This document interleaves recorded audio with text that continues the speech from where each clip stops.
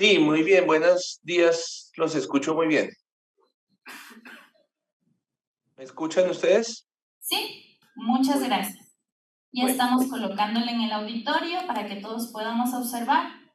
ok, perfecto. ¿Comparto mi pantalla? Sí, Y por favor, ya está con el permiso. listo. Listo, entonces comience nomás, por favor, doctor. Muchas gracias. Listo, muchas gracias. Muy agradecido por la invitación. Los saludo aquí desde Bogotá y he estado escuchando un poco las preguntas, las discusiones, muy interesante además la participación del público de estudiantes, etc.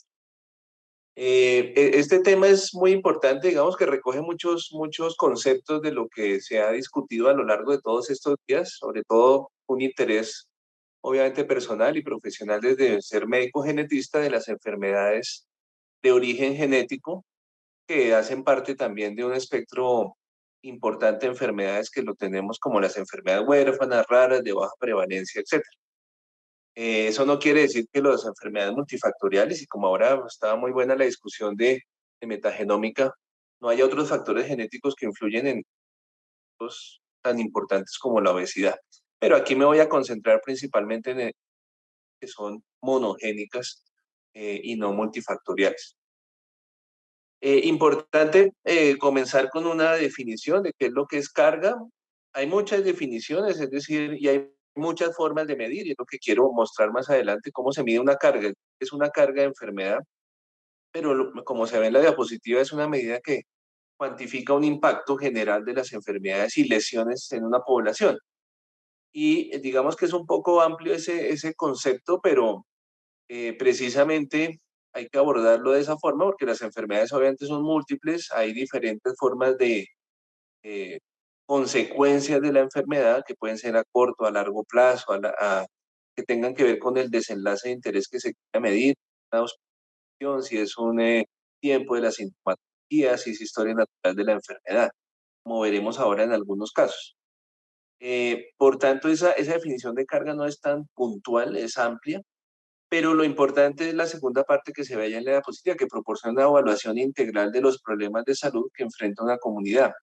Y eso para la genética es muy importante, porque ustedes saben, la prevalencia de las enfermedades genéticas por cada una de ellas es baja comparado con otras enfermedades de alta prevalencia, como la enfermedad coronaria, la diabetes, etcétera.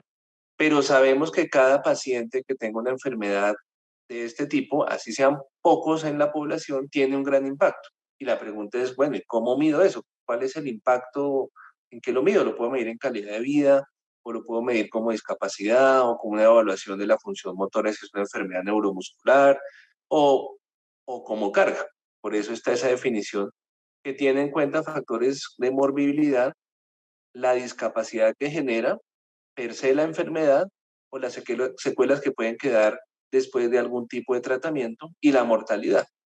Entonces, nuevamente, esa definición es amplia en el sentido de que abarca muchos conceptos, de tal modo que ante una pregunta, como dice el título de la presentación, ¿cuál es la carga de una enfermedad genética en un país?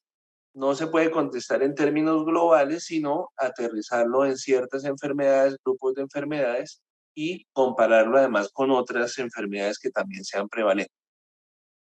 Esas medidas, ¿cuáles son las que tradicionalmente se usan? Y vamos a llegar a un ejemplo particular en Colombia, que son los años de vida ajustados por discapacidad. Es decir, es una métrica, una forma de medir que eh, en teoría una persona que no tenga esa enfermedad o que esté libre de enfermedad, pues va a tener una vida sin la discapacidad. Pero si tiene la enfermedad, pues eso va a llevar o a una muerte prematura y uno esperaría que de vida que se espera para esa persona en el país, pues este país, esa economía, esa sociedad, esa comunidad y esa persona y esa familia, pues perdió unos años de vida por la discapacidad. Y representa entonces una carga total de enfermedad en una población. Y lo importante es que como es una medida estandarizada, los DALI son estandarizados, pues permite compararlo con otras poblaciones. Pero es un concepto muy interesante, es decir, y ya miraremos ahora qué es lo que necesitaría yo para poder, cuántos son los DALIs por enfermedad que sucedan por una persona que padezca una enfermedad. Es una medida que se usa en la mayoría de artículos. Importante, recalco, que al ser una representación de carga total de la enfermedad, una medida de secuencia para una comunidad, para una población, para un país, se puede comparar con otros países o incluso con otras enfermedades. Una medida muy común, aquí están las siglas que se usan en la literatura, los años de vida perdidos, que mide la cantidad de años de vida perdidos debido a la muerte prematura. De enfermedad genética eso es importantísimo. La mayoría de enfermedades genéticas obviamente afectan a la población infantil. No quiere decir que las personas adultas no la tengan o que no la puedan manifestar obviamente, pero si uno mide enfermedades genéticas en términos generales, muchas afectan al infantil y desafortunadamente la esperanza de vida de los afectados se disminuye. Y tanto que la muerte es muy prematura, puede ser tanto en un neonato infantil de un paciente o en la adolescencia. Y lo mismo que decíamos antes, si uno espera que la esperanza de vida de una persona en un país sea de 75, 76, tantos años, lo que sea, dependiendo de su sexo, pues uno podría medir qué impacto tienen esos años de vida perdido a causa de una enfermedad. Y eso tiene en cuenta, como dice ahí, la edad que se produce por la muerte, el momento en que se produce la muerte, y da mayor peso es a la mortalidad y no a la morbilidad, anteriormente en los DALIs. En las enfermedades tempranas va a tener obviamente un impacto grande. Y es una buena medida también para pensar en las enfermedades genéticas. Como veremos, como las enfermedades genéticas tienen otro componente importante, es que eh, dependiendo del patrón de herencia, uno puede estimar también cuántos portadores hay. Entonces, ya no solo el afectado, sino los portadores posibles. Eso es una característica muy particular también de la genética. Si uno está hablando de este tipo de condiciones en otras monogénicas, pues ese componente añadido del patrón de herencia o de los portadores o de las portadoras del patrón, pues empieza en este caso sí a ser muy importante. Y el otro es, estaban los DALIs, están los años de vida perdida y los años vividos. Ya, fíjense que es similar, pero está cuantificado que tiene la persona con su discapacidad, una mala salud o unas secuelas de la enfermedad, o incluso lo que se espera después de una historia natural, y ya considera la gravedad de la discapacidad y su impacto en la vida, o en otros aspectos, como pueden ser la capacidad de trabajar, o se puede medir la capacidad de trabajar, obviamente la calidad de vida. Entonces hay muchas formas de medir lo que se llama carga, que es la carga. Aquí, por ejemplo, no voy a hablar de otras formas de medir la carga, es no la carga del paciente, sino la carga de los cuidadores y su familia. En genética es muy importante, pero es otra forma de medirlo. Es decir, ¿qué le pasa al cuidador? Y ustedes saben que el cuidador, digamos, cambia su modo de vida por cuidar a su familiar enfermo, tiene más gasto de bolsillo, tiene menos oportunidades laborales. Entonces hay una carga que la asume una persona, un tercero, un cuidador, un familiar, una mamá, un papá, etcétera, que también se puede medir. Pero fíjense que esas medidas no las nombro acá, digamos que no son las tradicionales en el general de carga, pero no quiere decir que antes. Y cada vez cobran más importancia, porque precisamente, y más en la enfermedad genética, puede haber incluso mayor carga en el cuidador porque haya más personas afectadas, por ejemplo, hermanos afectados, que es muy genético, y toda la carga la esté recibiendo, aparte de la discapacidad del paciente, la carga del cuidado por parte de esos acudientes, familiares o... Entonces, esas son varias formas de verlo, ya miraremos algunos ejemplos y cómo se va construyendo esos números.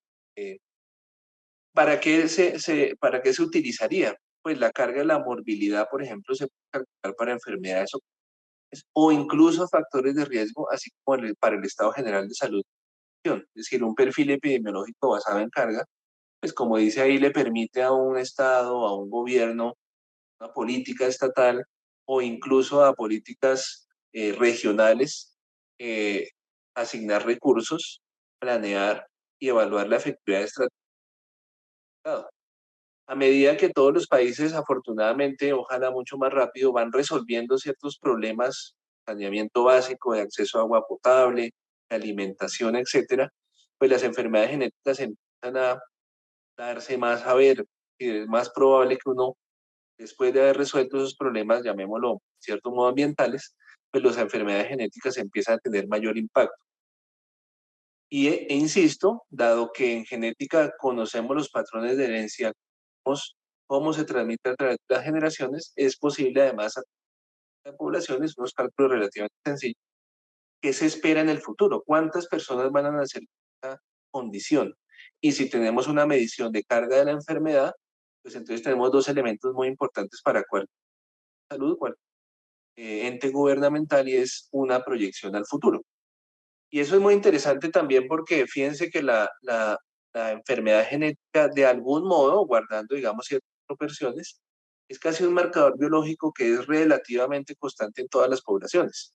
Uno ve la prevalencia de cualquier enfermedad genética, varía, por supuesto, los estudios varían, pero en general uno puede encontrar una similitud importante en todas esas poblaciones, de tal modo que es posible, por lo menos, hacer esos cálculos al futuro, cosa que no es tan fácil hacerlo en las multifactoriales, la diabetes, incluso en el cáncer, este cálculo no es fácil.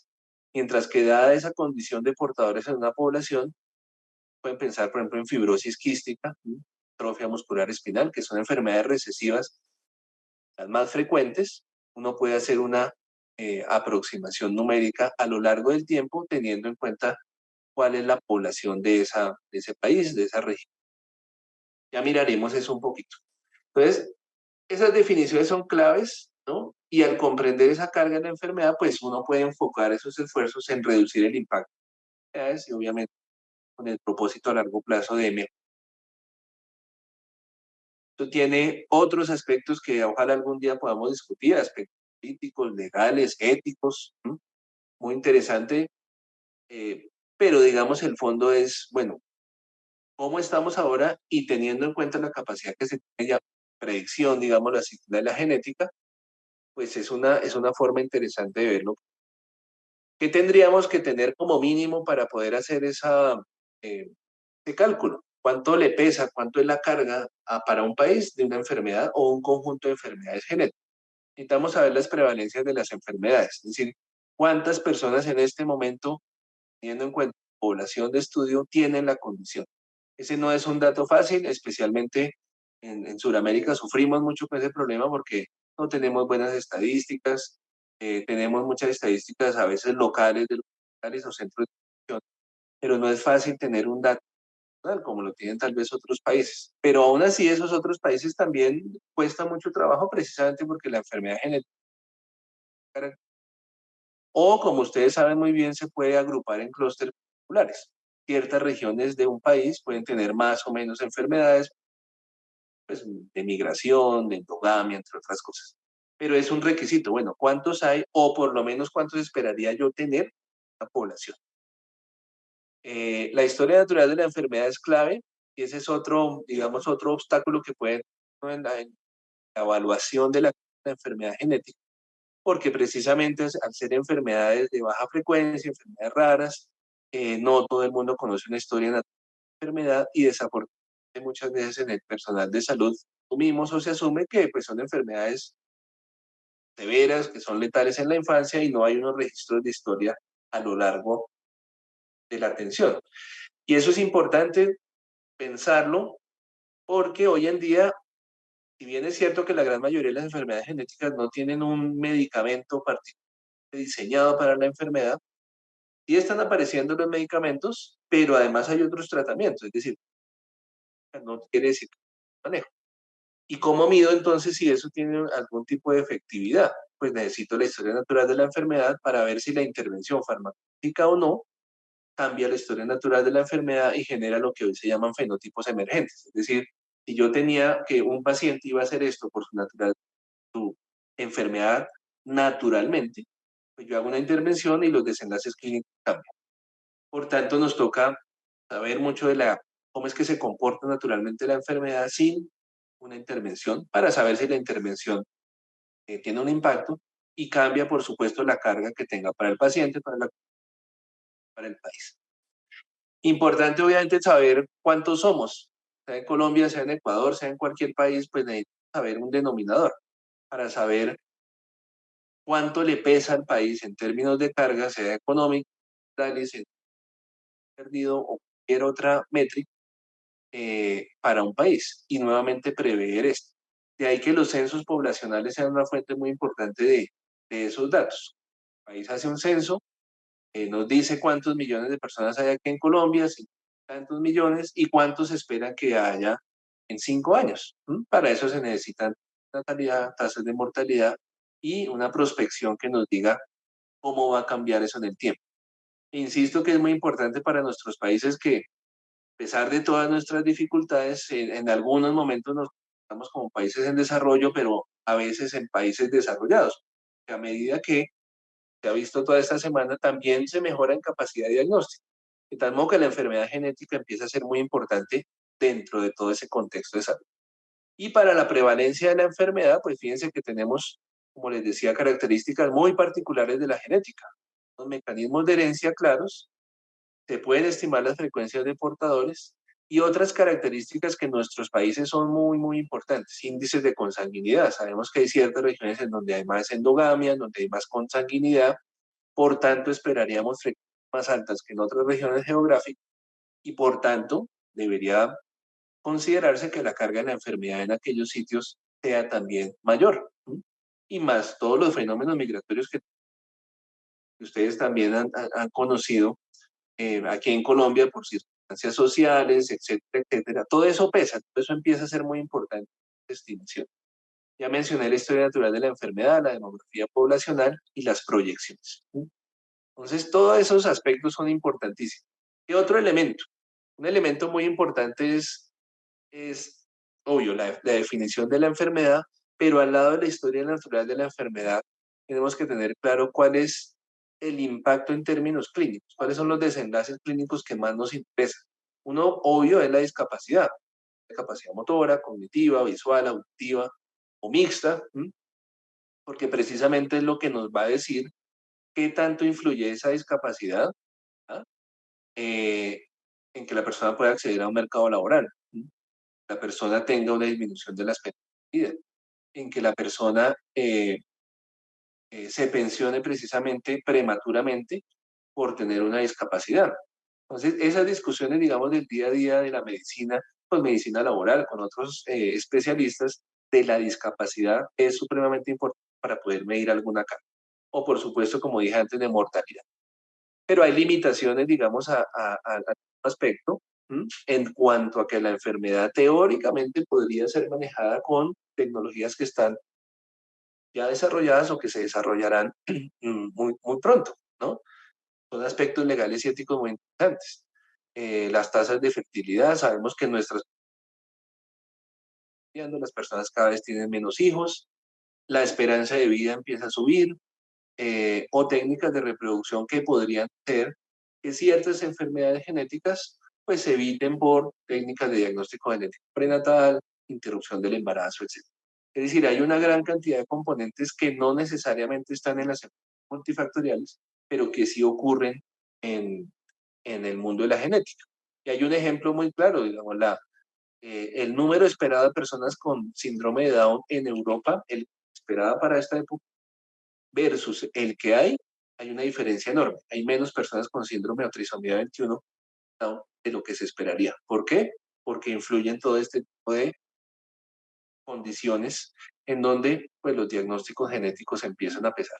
¿Pesará menos entonces la enfermedad cromosómica? Tenemos ahora algunos ejemplos.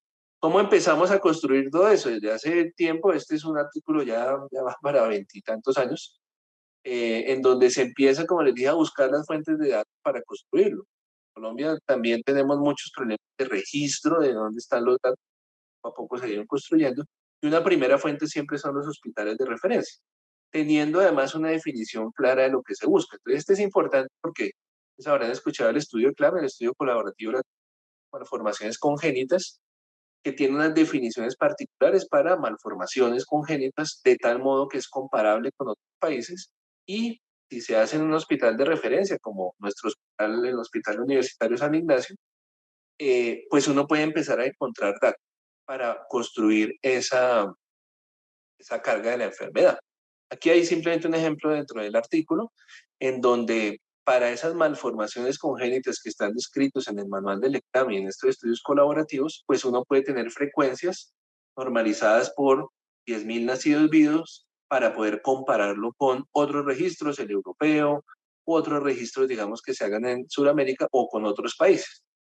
Y eso pues da buena cuenta de que ya hay unos números, ya si se le da visibilidad, pues, no es que sea por ahí una rara que no, empieza a tener unas tasas que se relacionan con la natalidad y comparables con otros países. Y esa es una forma en donde se empieza a construir ese primer requisito de saber las prevalencias. Bueno, pues ¿cuántos son? ¿Mm? ¿Realmente son tan infrecuentes como dice la literatura o son más frecuentes en nuestro medio? O, claro, este es un hospital de referencia, pues ya sabemos que hay un sesgo de selección, pero por lo menos tenemos que saber en nuestro hospital de cuántos tienen problemas. Entonces ese es un primera aproximación. Después eso se va expandiendo. ¿Por qué se va expandiendo? Obviamente los hospitales de referencia tienen una área de influencia y ya pueden pasar a las regiones. Este es otro ejemplo de una región aquí en Colombia en donde característicamente hay mucha endogamia, hay índices de consanguinidad altas y donde la salud pública nos ha dicho, "Oye, aquí hay muchos pacientes o pensamos que hay muchos pacientes con genéticas y recesivas". Entonces, el hospital regional se convierte en un embudo en donde esos datos de cantar y viene otra aproximación que ya no es solo el hospital, sino las enfermedades de origen genético en un hospital de referencia para una región que tiene alta de consanguinidad. Y se va construyendo esos datos. Entonces, fíjense que ahí vamos sumando algunas cosas. En las tablas digamos, en la aproximación, como les decía, hay que tener definiciones claras de lo que va a buscar. Una es categorizarlo, como hicimos allí, o enfermedades eminentemente monogénicas, o el otro extremo, que es la categoría 5, desórdenes no genéticos que se consideran eminentemente mortales, versus la categoría 3, donde están las malformaciones congénitas, ¿sí? U otras enfermedades que tienen un componente genético importante, pero no son monogénicas. Eso puede variar, más adelante hay otra posibilidad, es clasificar de acuerdo a los ejes de 10 o cualquier. Pero lo importante es, por ejemplo, en esta tabla lo que se ve es que al categorizar esos pacientes, se le da visibilidad, por ejemplo, a la categoría 3. Y la categoría 3 ya en ese momento tiene una forma de, digamos, de visualizarse de una forma más interesante, ¿sí? Esta categoría 3 que está aquí, precisamente porque es una categoría que permite visualizar un conjunto de enfermedades que no se visualizan usualmente en términos estadísticos. Vuelvo y digo, como esa enfermedad rara queda desapercibida. Pero el trabajo siguiente que se hizo fue mirar si esos diagnósticos con el tiempo cambiaban. Y en el artículo lo que se ve básicamente es que esa categoría se aumenta en proporción, la categoría 3 cuando se revisan los diagnósticos finales. Entonces, ¿eso qué nos está diciendo? Que nuevamente hay que ir a los datos, revisarlos, revisar los diagnósticos, volver a valorar los pacientes y recategorizar esos pacientes para tener ideas de la prevalencia, con las limitaciones que tiene un centro de referencia y con las limitaciones que tiene, obviamente, como dije antes, precisamente ese sesgo de selección que se va a tener, porque hasta el momento esto no es poblacional, esto es, pasamos de un hospital a otro hospital que tiene una influencia regional. Y de esa influencia regional, pues se pasa ya a lo que llamamos aquí departamentos, que ya son las regiones más grandes, en donde sí se hace una estimación con base en esos estudios previos y ya llevamos a este punto. Entonces ya para un caso particular como las mucopolisacaridosis, pues se hace un análisis geográfico, geoespacial, teniendo en cuenta las prevalencias esperadas de acuerdo al tipo de enfermedad, enfermedades recesivas o ligada a X, una de las mucopolisacaridosis, los datos poblacionales y cómo se comporta eso en términos de sujetos o pacientes que hayan sido diagnosticados. Entonces ya estamos hablando de un departamento. Entonces pasamos de un hospital universitario a un hospital de influencia regional y pasamos a un cálculo que es más amplio porque nos está hablando de regiones. Y ahí pues los números empiezan a hacerse un poquito más pequeños claramente porque estamos hablando de denominadores más grandes y lo que encuentra es un conjunto de pacientes en un momento temporal y geográfico particular y en donde ahí están reportados en esa tabla. Hay 35 pacientes. Claro, comparado con otros estudios poblacionales de otras enfermedades, esto parece un número bajito. Pero cuando se hace por frecuencia de recién nacidos vivos por 100.000 y se compara con otros sitios, se empiezan a ver que es un número alto, pero que está agrupado y se hacen estos análisis en ciertas regiones, que son los círculos que allí aparecen, de esos departamentos. Fíjense que hasta ahora no he hablado de carga de la enfermedad, lo que estoy construyendo son los datos para poder decir cuántos hay. Para poder llegar a la carga se necesitan otras condiciones, pero yo no puedo hablar de carga si no tengo alguna idea de cuántos son los pacientes. Y eso se va construyendo nuevamente a partir de datos locales, hospitales de referencia regionales, y después puede uno pasar a calcular en un rango más amplio. Ahora, importante, fíjense que estamos hablando de enfermedades con los ejemplos muy particulares, malformaciones, como la sacaridosis, etcétera. Y en algún momento se puede hacer una suma grande, es decir, de todas las enfermedades genéticas, cuánto nos va a pesar. Pero hay que ir definiendo la carga para cada uno. En genética nos toca para cada enfermedad mirar las mutaciones, porque eso se vuelve importante.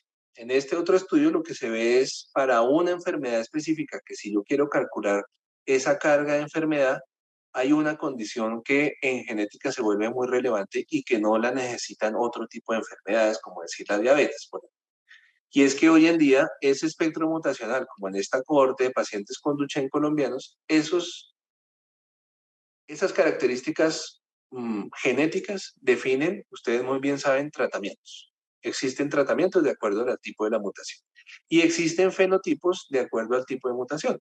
En el espectro de Duchenne uno puede clasificarlas como mutaciones proximales o mutaciones distales o de lesiones y duplicaciones que corran el marco de lectura o de lesiones o mutaciones puntuales. Cada una de ellas tiene un fenotipo aproximado que se puede predecir y por eso se llama Duchenne-Becker. No es lo mismo tener un Duchenne que tener un Becker. Entonces la carga de la enfermedad va a ser diferente. Entonces, a diferencia de las estimaciones que se hacen en otras enfermedades, ya vimos que necesitamos toda la prevalencia, pero necesitamos empezar a construir datos como estos, que son los espectros mutacionales que se han relacionado con fenotipos.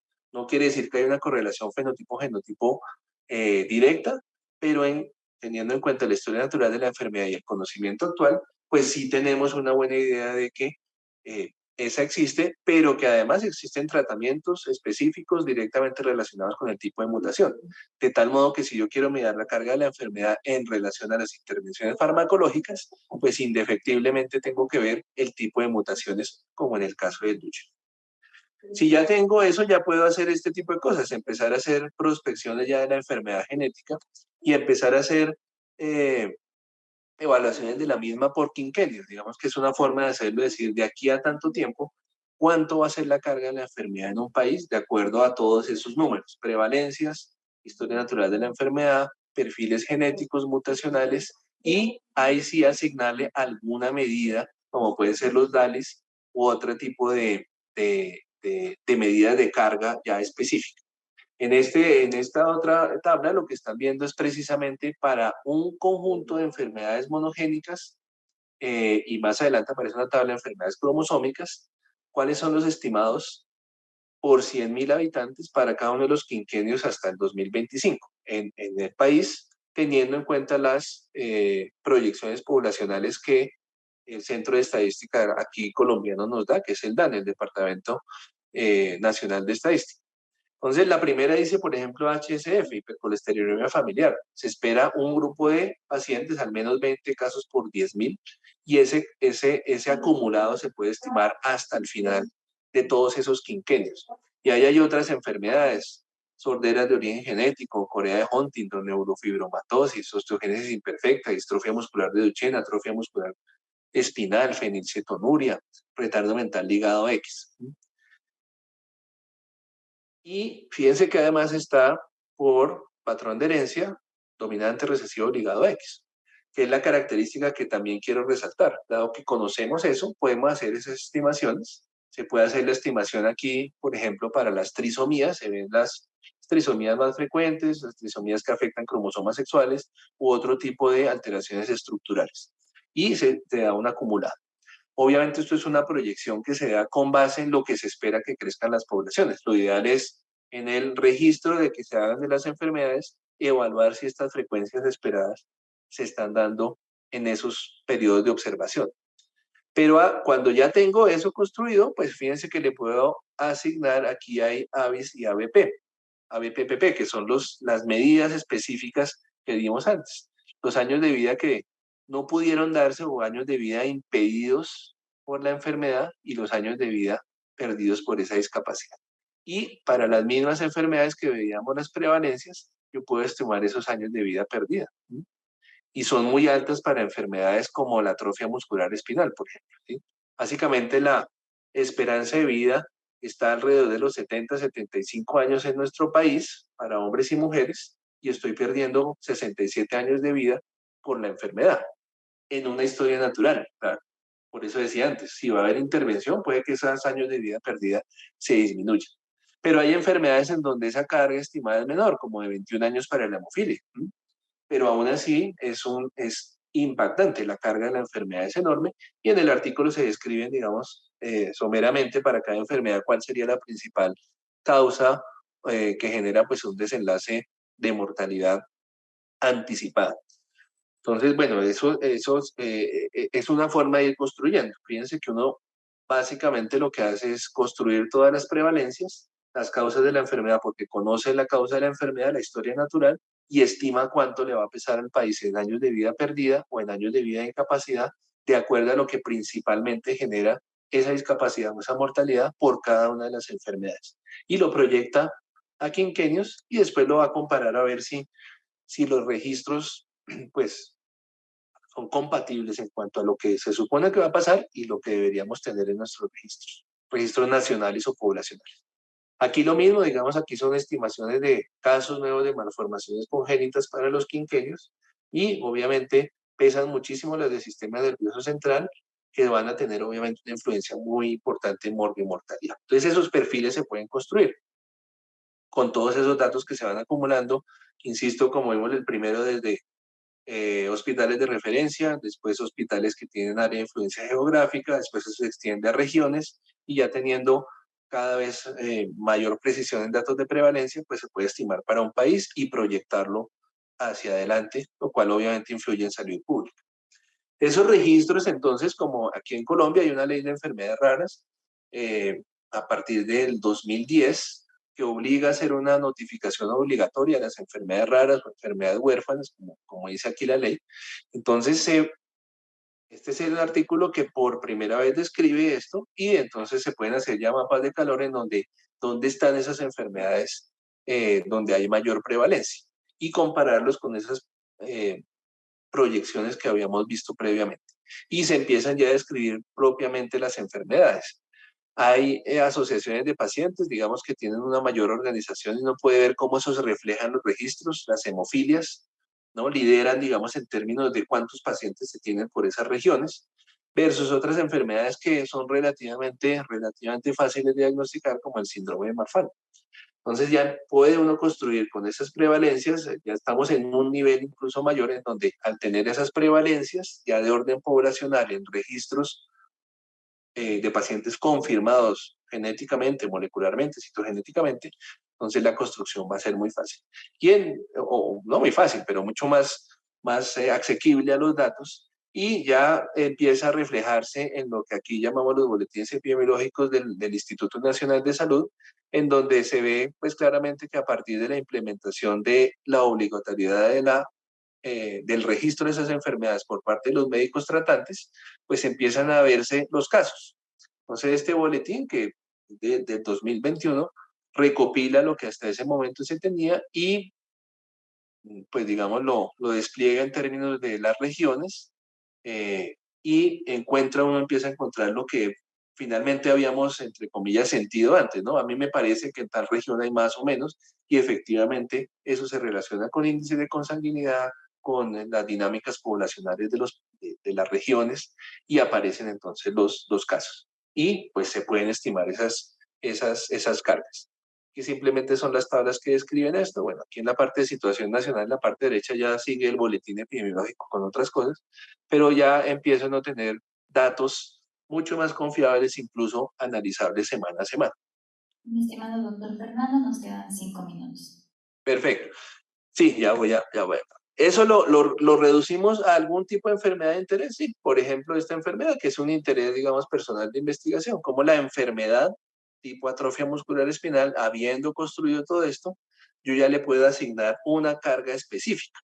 En el caso, por ejemplo, de esta enfermedad para Colombia, tenemos unos DALIs que son bastante preocupantes, es decir, 4.421 DALIs, ¿no?